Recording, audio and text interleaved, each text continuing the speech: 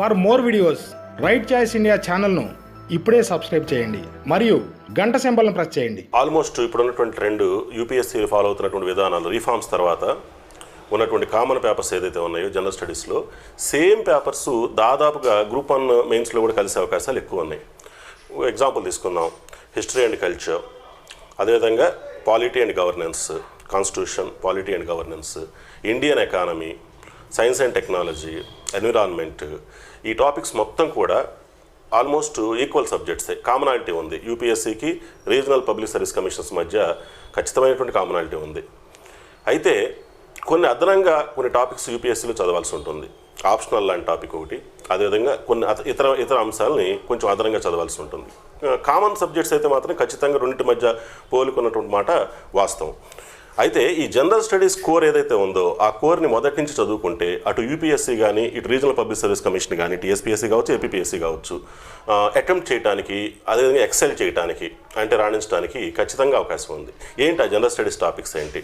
Polity and governance, Indian history and cultural history, అదేవిధంగా Indian economy, science and technology, environmental issues, geography, Indian geography and world geography, ఇటువంటి topics కామన్గా ఉన్నటువంటి topics. ఖచ్చితంగా ఈ core subjects చదువుకుంటే అటు UPSC prepare అవ్వడానికి సౌలభ్యం ఉంటుంది.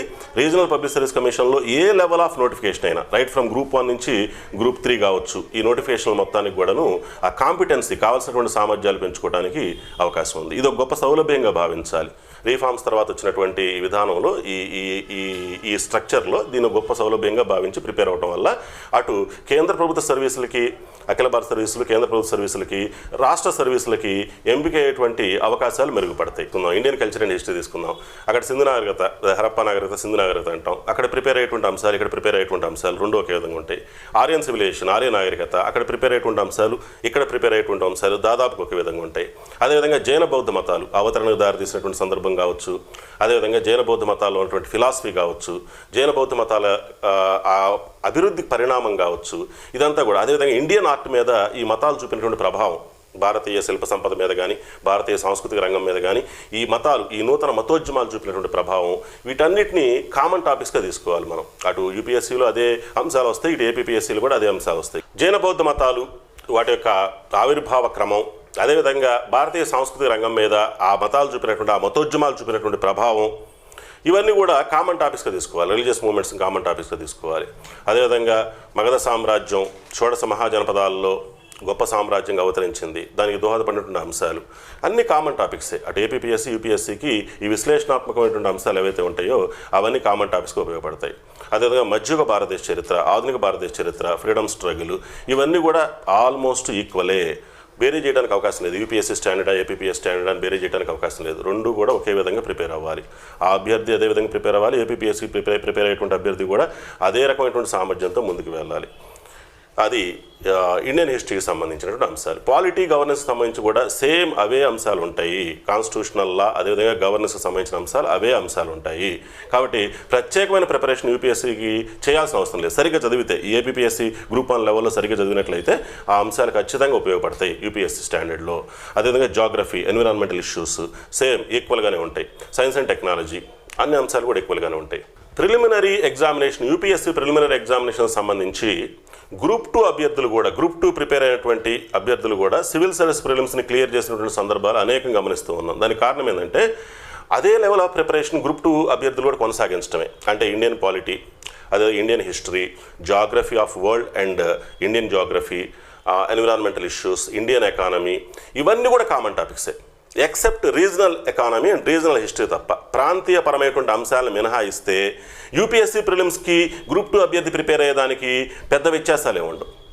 ఆబ్జెక్టివ్ తరహా ప్రశ్న పత్రానికి కావాల్సినటువంటి అన్ని అంశాలు కూడా గ్రూప్ 2 అభ్యర్థి ప్రిపేర్ అవుతాడు. ఇంకా అదనంగా ప్రిపేర్ అవుతాడు యూపీఎస్సీ కన్నా. ఈ ప్రాంతీయ చరిత్రకు సంబంధించి, ప్రాంతీయ భౌగోళిక అంశాలకు సంబంధించి, ప్రాంతీయ ఆర్థిక వ్యవస్థకు సంబంధించినటువంటి అంశాలు అదనంగా చదువుతాడు. కాబట్టి ఈ గ్రూప్ 2 అభ్యర్థి ఈ ప్రిలిమ్స్, యూపీఎస్సీ ప్రిలిమ్స్ని క్లియర్ చేయడానికి అన్ని అవకాశాలు ఉంటాయి. అభ్యర్థులు సాధారణంగా ఏ నేపథ్యం నుంచి వస్తారంటే, మేము చూసిన మా అనుభవంలో అకాడమిక్ స్టడీస్కి కొన్ని సంవత్సరాలు దూరంగా ఉంటూ వస్తారు. అంటే దాదాపు డిగ్రీ చేసి 5 ఏళ్ళు 10 ఏళ్ళు ఇంకా ఎక్కువ సంవత్సరాలు గ్యాప్ ఉండి వస్తారు. వాళ్ళు అందరు అభ్యర్థుల గురించి మాట్లాడట్లేదు. ఎక్కువగా అభ్యర్థులు కొంత గ్యాప్ వచ్చినటువంటి వాళ్ళు ఉంటారు, కాంపిటేటివ్ ఓరియంటేషన్ లేని వాళ్ళు ఉంటారు, లేదా బీటెక్ బ్యాక్గ్రౌండ్, ఫార్మసీ బ్యాక్గ్రౌండ్, ఈ కాంపిటేటివ్ ఎగ్జామ్స్ పోటీ పరీక్షలకు సంబంధించిన అంశాలకు దూరంగా ఉన్నటువంటి అభ్యర్థులు కూడా ఉంటారు ఫ్రెషర్స్లో. వీళ్ళందరూ ఈ ఓరియంటేషన్ డెవలప్ చేసుకోవడానికి కొంత సమయం పడుతుంది.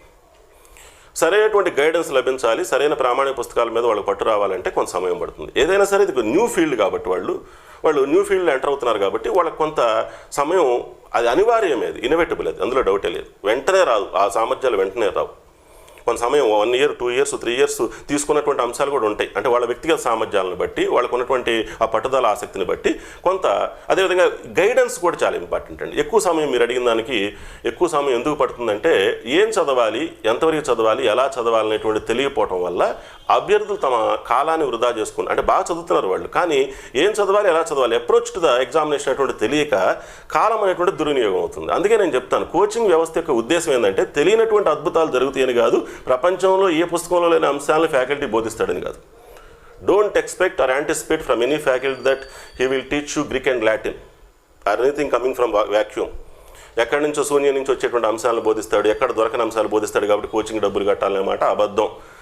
మీరు ఒక 5-6 సంవత్సరాలు బయటకు వెళ్ళి, లేదా బయట లైబ్రరీస్లో తిరుగుతూనో, లేదా మీ ఫ్రెండ్స్ చెప్పినటువంటి పుస్తకాలు చదువుతూనో 5-6 సంవత్సరాలు కాలయాపన చేసినా కూడా రానటువంటి ఆ జ్ఞానాన్ని ఒక సరైన పంధాలో ఒక 6 నెలల నుంచి 8 నెలల కాల వ్యవధిలో బోధించడం జరుగుతుంది. మీరు ఒక 5-6 సంవత్సరాలు బయటకు వెళ్ళి, లేదా బయట లైబ్రరీస్లో తిరుగుతూనో, లేదా మీ ఫ్రెండ్స్ చెప్పినటువంటి పుస్తకాలు చదువుతూనో 5-6 సంవత్సరాలు కాలయాపన చేసినా కూడా రానటువంటి ఆ జ్ఞానాన్ని ఒక సరైన పంధాలో ఒక 6 నెలల నుంచి 8 నెలల కాల వ్యవధిలో బోధించడం జరుగుతుంది. అంటే కోచింగ్ తీసుకోవటం వల్ల అభ్యర్థికి కలిగేటువంటి ప్రయోజనం, కొత్త విచిత్రమైన అంశాలు, వింత విషయాలు తెలియవండి. ఎగ్జామ్కి కావాల్సినటువంటి అంశాలు తక్కువ కాల వ్యవధిలో ఆ విద్యార్థికి బోధించడం జరుగుతుంది. అంటే ఏమవుతుంది ఇక్కడ అడ్వాంటేజ్ ఏంది, ప్లస్ పాయింట్ ఏంది, స్టూడెంట్కి అనవసరమైన కాలయాపన జరగకుండా ఒక అటెంప్ట్లోనో 2వ అటెంప్ట్లోనో ఖచ్చితంగా తన లక్ష్యాన్ని చేరుకునే అవకాశం ఉంటుంది. అంటే judicious utilisation of time is the very purpose of coming to any institute. ఎవరైనా సరే కోచింగ్కి రావటం ఉద్దేశం వాళ్ళకి ఏముండాలంటే మనసులో మనకి ఏం చదవాలి, ఎలా చదవాలి అనేటువంటి అంశాలు ఇక్కడ బోధిస్తారు కాబట్టి తద్వారా మనకున్నటువంటి కాలాన్ని సద్వినియోగం చేసుకునేటువంటి అవకాశం వాళ్ళు ఇస్తారు. అంతవరకు ఆలోచించి రావాలి తప్పితే ప్రపంచంలో ఎక్కడ దొరకని అంశాలు కోచింగ్ వ్యవస్థలో లభిస్తాయి అనేటువంటి మాట అబద్ధం. రెండోది, ఈ పీర్ గ్రూప్ స్టడీస్ అనేటువంటి కూడా కోచింగ్లో చాలా బాగా ఉపయోగపడతాయి. మన పక్కన ఉన్నవాడు ఎలా చదువుతున్నాడు, ఆ పోటీ తత్వాన్ని డెవలప్ చేసుకోవాలి. ఒంటరిగా 4 గోడల మధ్య కూర్చొని చదువుకోవడం వేరు, ఆ పోటీ పరీక్షల్లో ప్రిపేర్ అయ్యేటువంటి అభ్యర్థులు వాళ్ళ ఆసక్తి మనం గమనిస్తూ చదువుకోవడం వేరు. దానివల్ల ఏమవుతుందంటే ఆ కాంపిటెన్సీ లెవెల్స్ పెరుగుతాయి, ఆ పట్టుదల పెరుగుతుంది అన్నమాట, ఎక్స్పోజర్ పెరుగుతూ ఉంటుంది. దీనివల్ల ఏంటంటే విద్యా అవకాశాలని మెరుగుపరుచుకునేటువంటి అవకాశం ఉంటుంది. For more videos right choice India ఛానల్ను ఇప్పుడే సబ్స్క్రైబ్ చేయండి మరియు గంట సింబల్ను ప్రెస్ చేయండి.